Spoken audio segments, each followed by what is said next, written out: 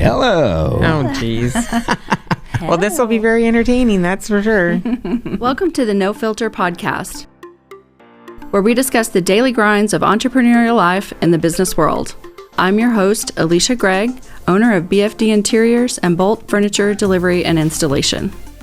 Today we're going to be talking about the Great Resignation and continuing that discussion, but we're going to look at it from the side of the employee. And we're going to be talking about some things that can maybe help employers to think about their employees from a different perspective and how this new generation of employees wants to be treated and the things that they're looking for, in addition to just looking at a few fun outtakes from 2 weeks notice and then some real life events of creative ways that people have quit. Technically, I think the stapler belongs to the company.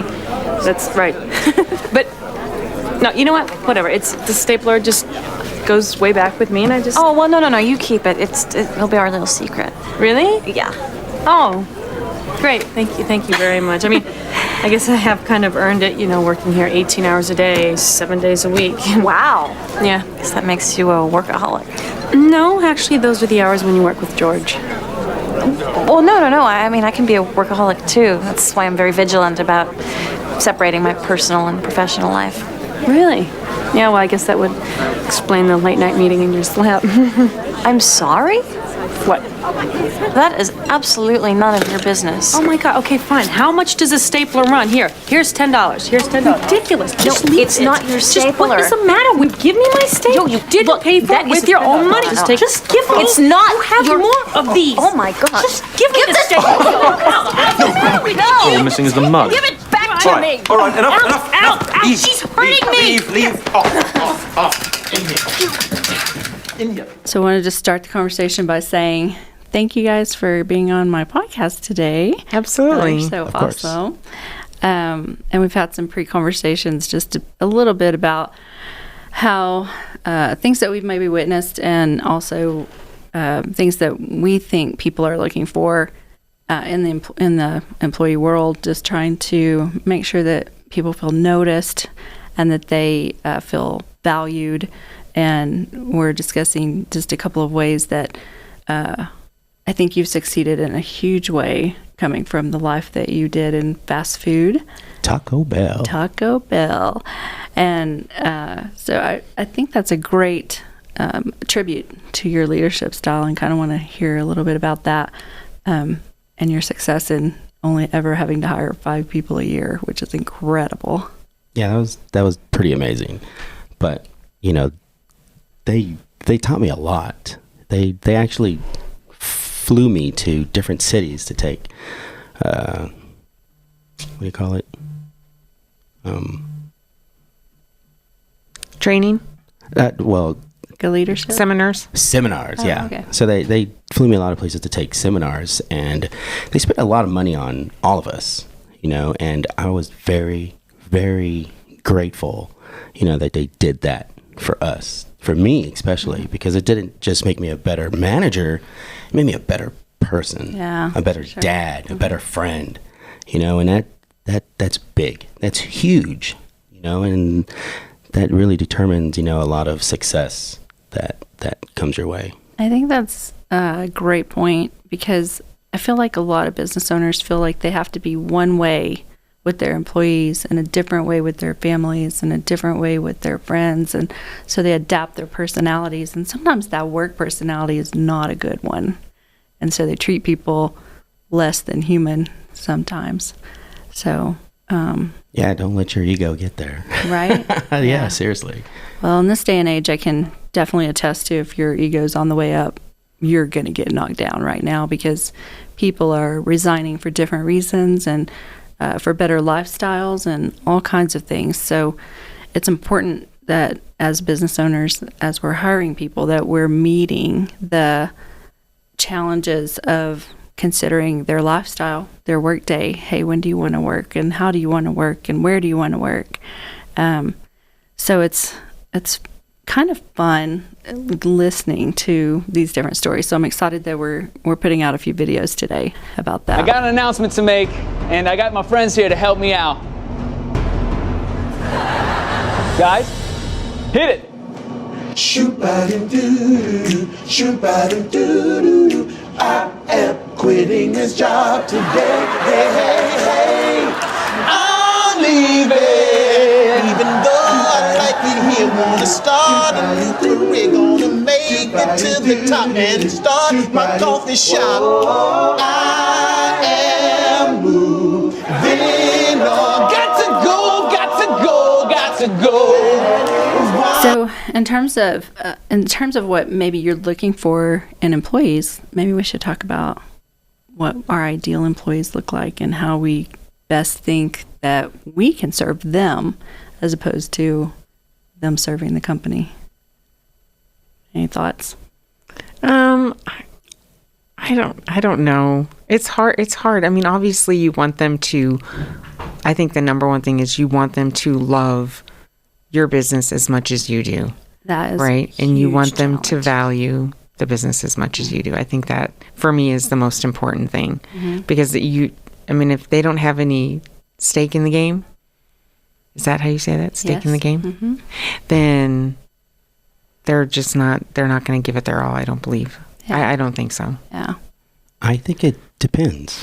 It depends what are you hiring them for, what position it is, because each position, is different. So you need to figure out what you need to fill in first, right? Like, all right, do I need a technical person that doesn't talk? Do I need someone that I need to send out to speak to people? I really think it depends. That's a general question for me that it'd be hard for me to answer that. Sure.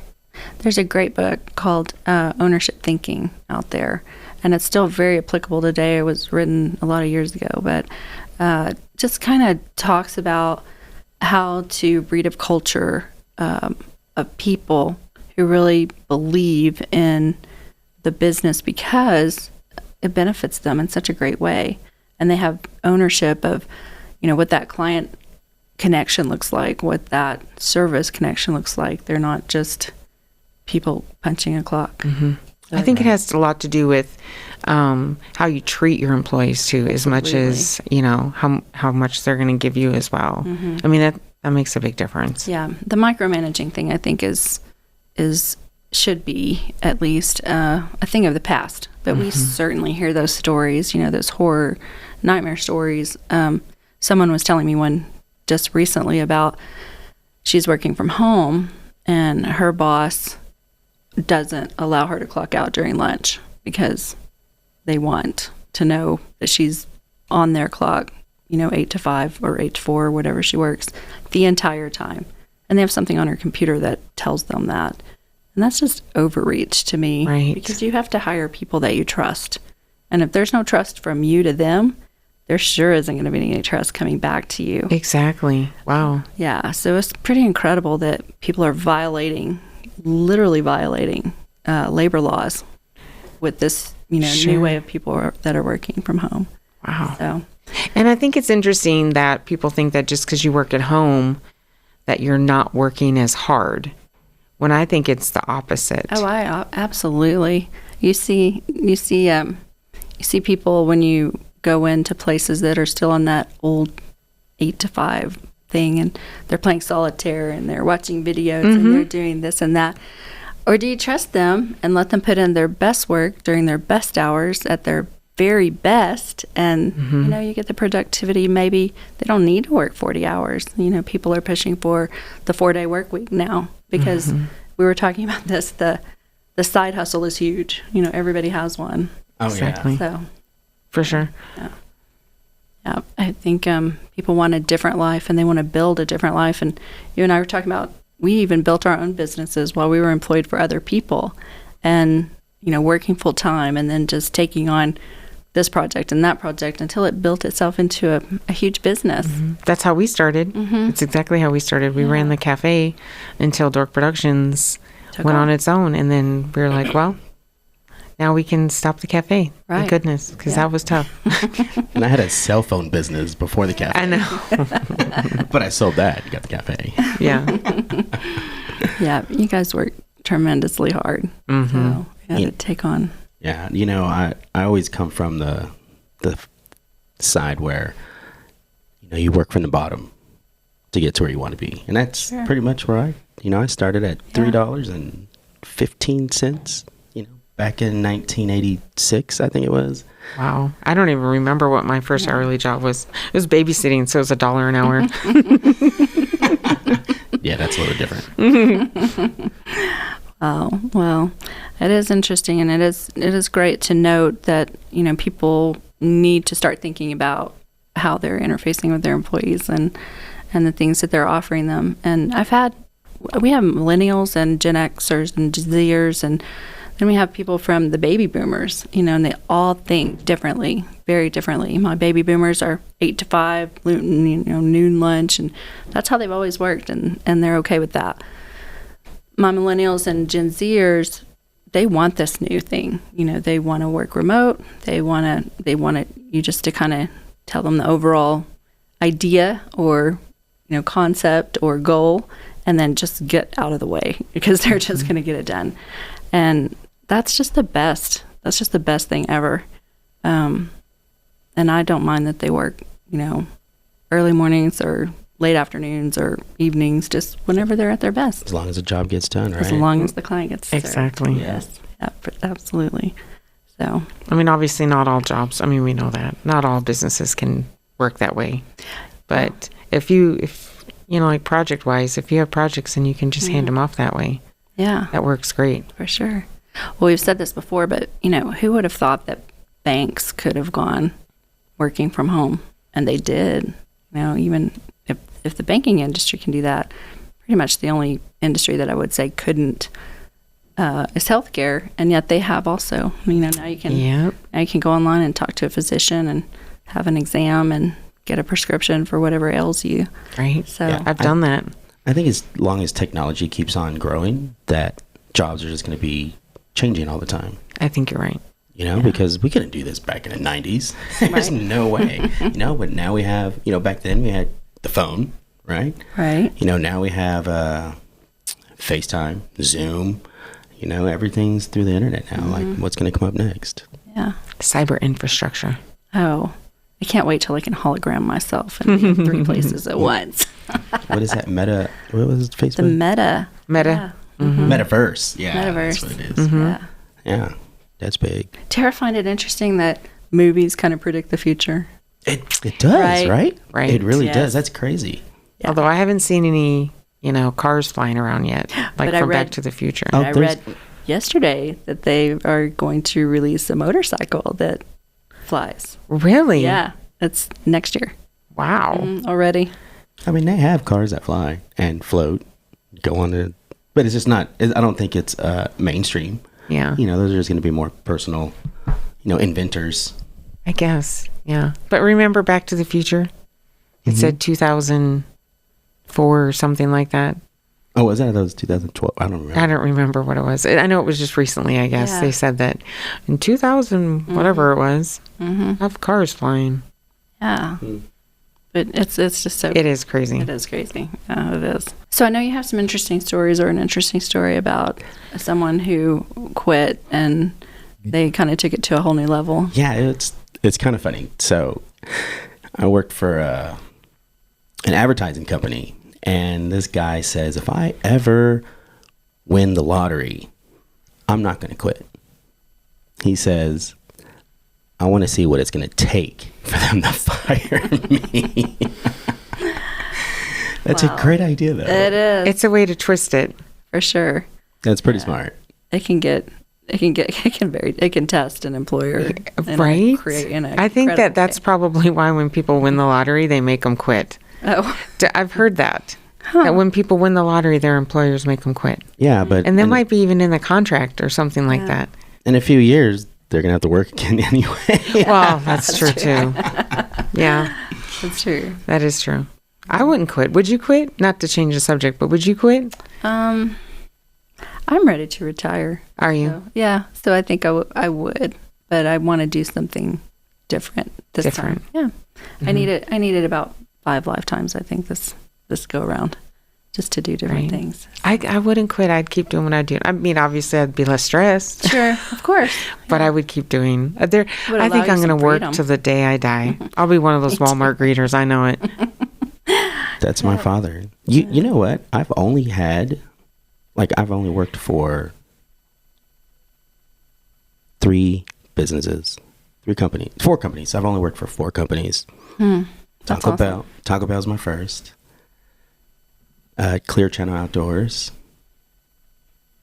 And then I went to MGM Electronics, which was here in Lubbock. And then Taco Bueno. Oh, wow. That is it. But you've owned some businesses, so that's a little different. Right. Well, I'm just talking about, like when you working work for other people. Mm-hmm. Yeah, when you work for other people, right. I think I've only worked for like 4 people. And maybe 5. And it's different. When you're trained, how to treat people, and that's how my first job was, which was Taco Bell. And, when you go from that mindset and then you go to another company that doesn't have that type of mindset, it is extremely disappointing. It's extremely disappointing. True. I mean, what are you supposed to do? I'll tell you what they told me, like a company, one of those 3, right? They said, you know what I love about you, Daniel? You're training your boss. Oh, yeah. Nice. Wow. And it's because of how you, like I said before, well, I didn't say it here, but it's just how you treat people. You treat them like a person. You treat them like family, and that makes a huge difference in how you get treated. It's true. Yeah. It's true. We have, like I said, we have a lot of younger people, and they are amazing at that. Just what you're saying. They expect you to treat them like a boss, because that's what they're going for. Yeah. And it's amazing. Yeah, exactly. Yeah. They teach me things all the time. I love it. Yeah. That's great. Mm-hmm. Yeah. And that's good. And you know what? I asked my son, he's it's a big wig at a company here in Lubbock. And, I asked him this question. I said, hey, look, if there's a snake burning, right, are you going to try and save it first of all? And he says, yes. I said, okay. So you reach in there and you try and save the snake and he bites you. What are you going to do? He says, I'm going to try a different way to save the snake. Oh. And you know why? Don't let someone change who you are. That's true. I've done that before. Yeah. Yeah. And if you just have that mindset, no matter how you get treated in a workspace, you're always going to treat people the same, which is with respect. And you just go by that rule all the time, like, hey, let's just treat everybody the same. Good. Like people with respect. Right. No matter their age, their gender, anything. Yes. We're going to have a commercial like that coming up soon for BFD. Yes, we are. So excited about that. Yes. Yeah, our commercials you guys are doing an amazing job, and I just can't thank you enough. But I'm excited for that commercial. Love it. Absolutely. Okay. So how many, do you have anybody have a creative way that left any of your businesses? I've had some, I wouldn't say creative, but I would say. That was my choice of word. There you go. I think I would really enjoy it if someone actually went to the trouble that with some of these videos that we're seeing, one girl baked a cake for her employer. But the things that drive people to that level of extreme creativity just because they're making a point, that's the sad part. That's terrible that people are driven to that level of emotion, right, about quitting a job, right. So hopefully no one's ever had to quit like that for you, because that means that they're really unhappy. They're really unhappy. Yeah. I feel like people grow, and sometimes they need to feel wronged occasionally to be able to leave in good conscience, maybe. I don't know. That's true. Yeah. We work super hard to support every single person that's there on a personal and professional level. We really try to take into account what's going on in their life, if they care to share that with us. And if they don't, and they just say, look, I have a lot going on in my life, and I just need, 2 days off, and I got to work from home, and this and that, then we're always supporting that kind of stuff. Yeah, you have a great work environment. We do. You're very good. We really do. On both sides, we support everyone in whatever struggle they have, just because that's why we're here. Yeah, nobody's perfect. You know, let's find out. Hey, how can we help? How can we help? Can I help get that snake out? That's you know? I'm not sure about the snake thing, but I get the point. Right. Yeah. Yeah. You just have to treat them like You do. Yeah, people. And you might see, they come to work sometimes and they might seem angry or, upset or something, and just dig a little bit, and it helps you too, because as an employer, sometimes, you're trying to do what's best for your customer, and you want to make sure that your employees have their best face on, their best foot forward. And sometimes that's just not possible, because of what they're going through. And understanding that and just trying to at ease that, make them feel better. It makes you feel better too, because you have a better understanding of what's going on and know that it's not just, I hate my job kind of thing. Right. Yeah, for sure. I mean, I've had days too where they come up to me and are like, hey, you okay? Yeah. Because I cared about them. So they're going to make my job easier, my life easier, because they're going to care about me. Right. So then I can vent or talk about what I need to talk about. Yeah. I think that human connection with your employees, and I even hate saying that, I just call them coworkers, because we all are in a co-working, environment, and we're all there for the same reason, and we're all on the same plane. And of course, somebody has to be responsible if something goes wrong, ultimately. But other than that, it's just creating that space where everybody's equal. Yeah, I think that there's a time and a place where you should be the boss, right? Sure.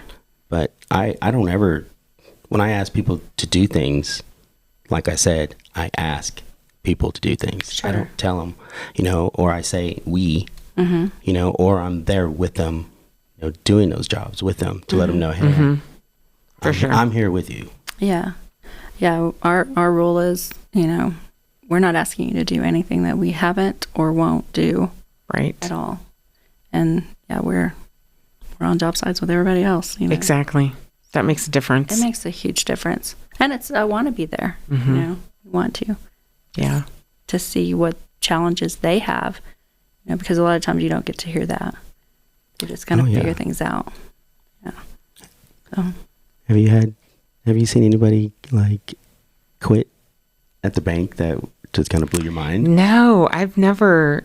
I've been trying to think of any instance where people have quit dramatically or done anything crazy, and usually it's just, if it's something really bad, they would just get up and walk away. Anytime I've ever left a job, I was very, follow the rules. 2 weeks Gave my notice. 2 weeks notice. Yeah. Not like Sandra Bullock did, but. Kay didn't take the stapler. No, I didn't take the stapler. Maybe a pen. I don't know. I feel guilty about that now, but yeah, no, nothing sticks out at me. Nothing. But it's interesting because when you work for other people, you just know all the things you would do differently. This is what I would change if I ran a business, or I would do this. And I find that tapping into that can be awesome. Oh, okay. And so, we will have huddle sessions where I say, okay, so today you're the owner. Tell me what you would change. That is awesome. Yeah. That is awesome. Yeah. We need more people like that. Yeah. It's amazing, because people want to tell you, and it brings them a lot of pride, I think, to be, brings them ownership. Yeah. To be the person making that change. Hey, I see this can be better. And yeah, 9 times out of 10, I will agree, for what they're saying. Oh, sure. Yeah. I'm always wrong. Yeah, me too. Yes. All I can do is do the best I can. I need help. Yeah. I need help. I can't do anything by myself. For sure. Karyn will tell you that. So, yeah, I think that's great. Yeah, that's awesome. I like you do that. Mm-hmm. I did hear something kind of interesting, too. So recently we employed the avatar method. I don't know if you guys have I've seen that. Employed that. So we created an avatar for, hey, this is what this level of employee looks like, and we create the life for them. We say this is one is for our installers, and his name's Matt, and Matt has a life and he has a couple of kids, and this is the things he's gone through, and we create a whole scenario around him, and then we put him on the wall and we talk about his how he treats people, and what we expect of Matt and how Matt handles a job and handles a client and does his work and treats people, and those are our accountability standards on the wall. Oh, wow. So that's a neat way of doing that. Yeah. So has Matt gotten fired before? Probably Matt has gotten fired because he's learned some hard life lessons. But, and I love it. I think That's a great way to do that. I think that's the key. And I try to tell my son the same thing. Your hiring is going to determine, your work environment. So let me ask you this. So with that avatar, how do you weed out the ones that are just, what would you call it? Not lying, but just trying to get a job. Non-performers. So you still have to try everybody on, for sure. But we do ask them some questions that kind of lead us into their mindset of where they want to be. And sometimes I have people walk in and, they want the corner office as an installer. And so you kind of know, what their goals are, which is great. And then we have other people, they just want to make ends meet. But it does give them a sense of accountability and culture as to, okay, these are the people that we want. We're looking for people who can do this. And it's just kind of changed the way our hiring practices succeed now, and has given us a better group of people instead of just the job seeker. So it's, I like it. Good. And some people told me the other day that the way you hire now, people should be auditioning for your job. So you actually bring them. I like Interesting. that. You should bring them on for a day, and you can pay them. Oh, yeah. We did that. We do at that a Taco Bell, lot. too. Yeah. I think That's a good way of calling it, is auditioning. That's what we do a lot. Yeah. We bring them on set and try them out, see how it goes. Yeah. See what their capabilities are. Give them some, some jobs and some tasks, and see how they run with it. Right. So I like the thought. I do too. I never thought of it like in your business, I guess it would work all the way around. Sure. Yeah. And now you're hiring people from all over the country. We're hiring people from all over. So you kind of have to put that out there and go, here's a project. Let me see what you can do with that. Exactly. That would be hard. That's hard to do because my job was easy at Taco Bell. Why? Because I didn't hire anybody that had any experience. Right? Yeah. Those are your best employees because you're able to teach them the right way. Not as long as you do it the right way and everyone else is doing it the right way, you get to teach them the right way. So you don't have to worry about anything. Right. Like when we'd have the health inspector come in, like she was nothing. We just laugh. But when the Taco Bell inspector came in and checked us, even then we were just like, oh yeah, no problem. And they were extremely strict about stuff. Yeah. And we didn't have to worry about anything. Nothing. You have nothing to worry about if you just follow the rules, if there were rules set. Sure. And it's great. But I think, when you need somebody that, like a plumber, someone that already has to know the job, or I guess some do, right? Or in your case, your installers, they would have to already know. That would be hard for me. I don't know how I can try and figure that out. Like, it would just be a lot of questions, I guess, and probably reference checks and whatnot. Sure. Yeah. Yeah. Yeah, we just put them to the test, train them and put them to the test. There you go. So. Right. Because I've always wanted to hire, newbies on our end so I can teach them our way, right? That's always, it's harder that way though. It is harder that way. It's a lot more work. However, and in our industry, we know that they're not going to stay there for a long time. That's just the nature of the business. For sure. Right. It's totally different from like Taco Bell, McDonald's, or of anything course. like that. Of course. Ours is a little bit different. I don't mind if they come in having some knowledge. I prefer that because because then I don't have to really worry about them. It's just you, on the other hand, are very particular. So, and there are ways to do things on set and ways not to do things on set, especially when you're dealing with very expensive equipment. Sure. And I understand that. Mm-hmm. But I'm okay with people coming in with some knowledge already. They would have some. And the thing is, you know, in Lubbock, I mean, people think they know, you know, and I'm not trying to be rude to anybody in Lubbock, because I love Lubbock. This is home. You know, Absolutely. this is home. I would never leave this place. The people are beautiful. But, you know, we're a little bit different. I mean, of course we do like bigger things. I don't remember what I was going to say. I know. I'm just like, where are you forgot going where I with was this? going to All right, we can cut that out. That's fine. We'll cut that out. Yeah, I forgot what I was going to say. Hiring people with experience versus not experience. Yeah. Oh, yeah. You know, they say, you know, that's the whole weeding part out is, you know, they say, oh, I know how to do this. I know how to do that.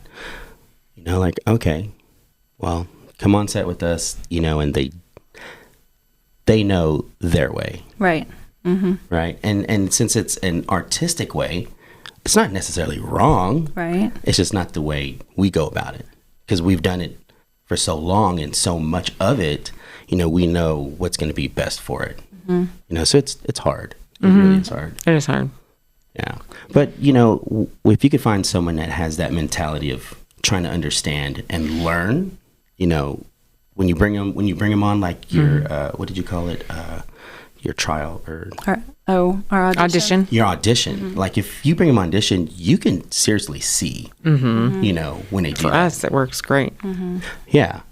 But, you know, you get some people where they are focused and ready to go, but then you'll get those days where they're just not there. They have other things on their mind. Yeah. And then that's where the whole, you know, how you treat them. Like, hey, you know, what's going on? Is everything okay? You know? No, yeah, you're right. Absolutely. So this part of it, like, there's no way if I had hired, you know, 32, 35 people in our business, I think that, I'd go crazy, first of all. well, no, I think it goes back to, you know, what do we need them to do, right? Like, It's true. what kind of personality do we need in this position? Is that why you have avatars? Partially, yeah. I think the avatar just gets people to almost identify with the culture of the business. You know, they have a person there. They have something to align with and identify with, as opposed to meeting a bunch of random people and you don't know anything about them. So we send this to them ahead of time and we say, let us know what you align with, you know, with this avatar. So what you were saying, though, is very interesting about there's a delicate balance there as business owners, I find, where we have to find the right people, but then we have to realize that a business is an evolving, living organism. And so I don't buy into the work somewhere for 50 years kind of thing, and loosely you've got to let go of a lot of things and let people bring their own creative talent, their new technology, their freshness to your business Yes.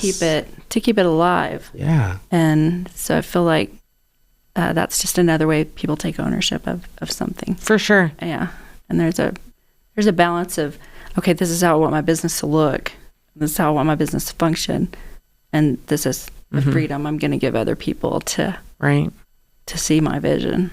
Just remember, you're only as good as the worst person on your staff. That's true. And man, that's a struggle sometimes. Yeah. Yeah, especially if you're kind of soft-hearted and you just want to give people, you know, a chance to the nth degree. And Right. that's kind of where I fail. A lot of times I just let people stick around too long because it's just like, oh, I know you can be better. I know you can do this. I know, you know, you just need this, or we can just do this and try that. And yeah. That's hard for me because I have that snake idea, right? Because I have that heart, and it's going to be hard for me to change it if I even want to change it, or should I change it? Right. You know what I mean?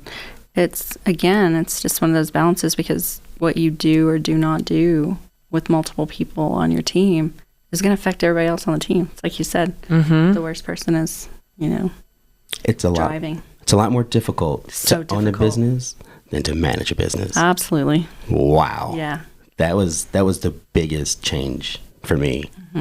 However, I think that the managing that I did learn did help me as an owner. Oh, for sure. Yeah. It's like you said, you started out with a really great example. So many people don't. They start out with businesses that, you sit in you're in your seat at 8, your lunch is at noon, and you're back, you're clocking out at 5. And people don't want to be managed like that. No, I didn't like it. I worked for the banking industry for 15 years. Yeah. Yeah. I call that the system. The system. But you know what? Some people like the system. Yeah. They like the metaverse. They do. Yes. They do. And then those are the easy jobs. I'm not trying to. I'm not being easy, rude. but I'm not meaning easy. I mean, it's your easier. life is easier for sure. It's easier to manage. You have a It is. structure. It's Right. structured. There's a very good structure. Yeah. Yeah. I probably said And that. some people need Wrong. that. They need that kind of. Yeah. For the life. Yeah. I was like that for, I don't know, 14 years. Yeah. Oh, maybe 11 years. Because I started my own business in Fort Worth. Yeah. Like in 99. I used to go to garage sales. Actually, what happened was I saw a garage sale across the street, and I walked across the street, and I saw some Abercrombie jeans. And I was like, hey, how much are these? They're like $3. I'm like, what? And I got on eBay, and they're like, $50-$60. Yeah. So I started buying and selling. There you go. There you go. That's a business all by itself. It is. A lot of people do it. It's a very good business. Yeah. A lot of effort, though, I got to say. It Big is. entrepreneur. It really a lot is. of A lot effort. of effort. More work than I. It is Wow. work. Yeah. More work than it is, like we were talking about. When you have a business you love and you love what you do, it's not This work. is different. Right. Yeah. That's true.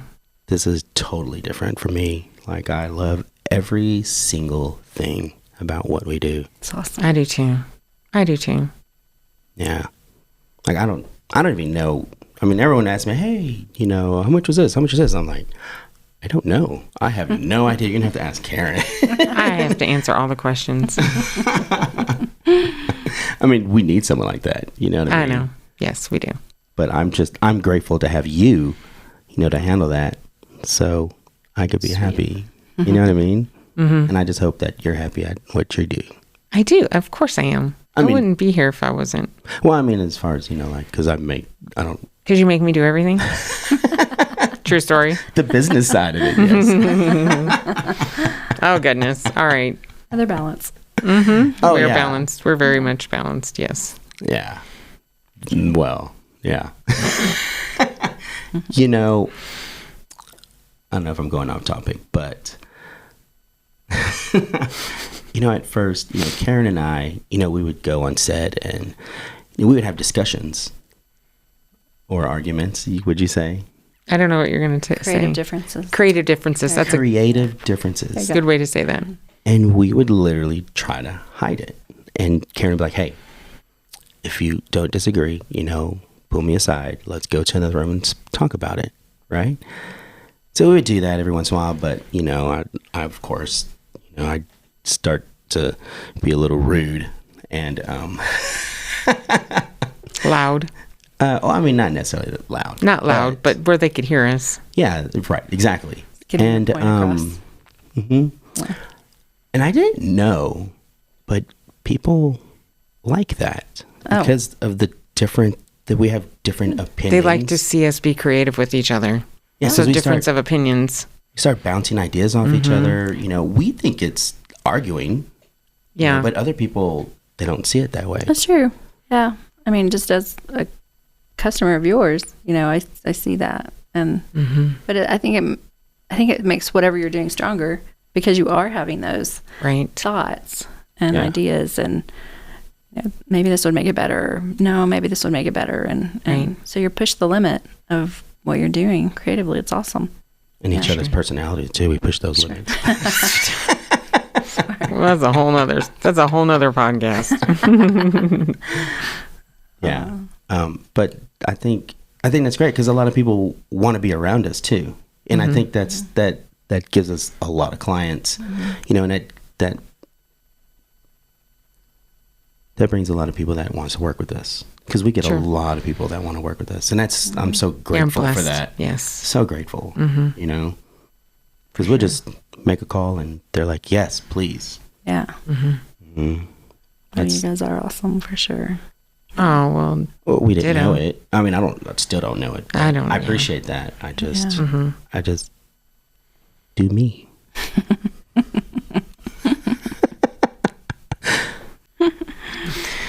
All right. Thanks, guys. Thank you. Thanks for having us. Sure. We had a good time. Well, today's book is called Scaling Up. Sorry, let me get Sorry, I'm going to butcher his name. Vern Harnish. I think that's right. So this is a blueprint for building a growth company. If there's one book that you need, it's this one. And it just talks about scaling up people, strategy, execution, cash. So everything that you need to scale your business. And we've talked today about just people in general. And I think we have some great feedback about what it's going to take in the future for people to really think about how they're treating people, what they're offering, and to keep people around if that's your goal. We'll see you next time. Guys, what is this? Guys, all of you out right now. Jared, I'm here to tell you that I'm quitting. What?